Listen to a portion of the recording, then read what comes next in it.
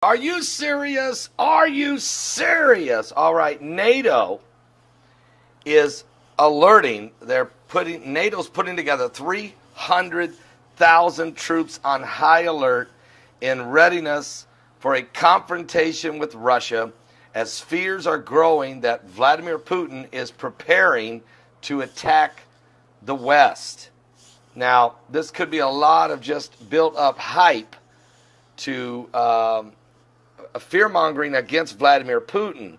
But there's no question Putin does have 90,000 troops along the eastern Ukraine border. He has 40,000 along the border of Ukraine in Crimea.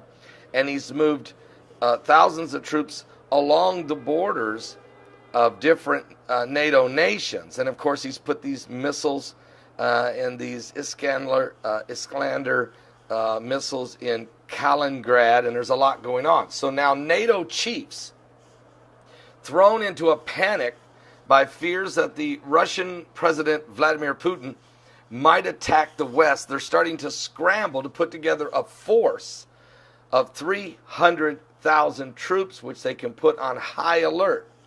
The relations between Russia and the West have plunged and fallen into last year to basically almost non-existent. Name-calling, finger-pointing, eye-poking. We've poked the bear so many times. And now Russia is just doing what it needs to do.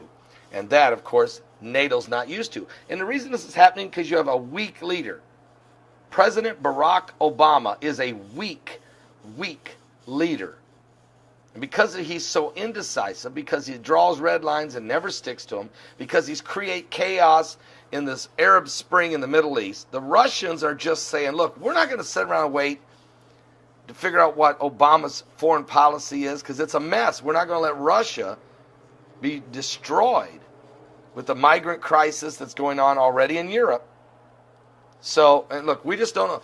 Because of the weak indecisiveness of President Obama, Putin has decided to take over the Middle East, basically. He's going to do it. He's building air bases. He's in Syria. And he brought along with him the Iranians. And now looks like the Turks. So, and ISIS continues to do what it's doing.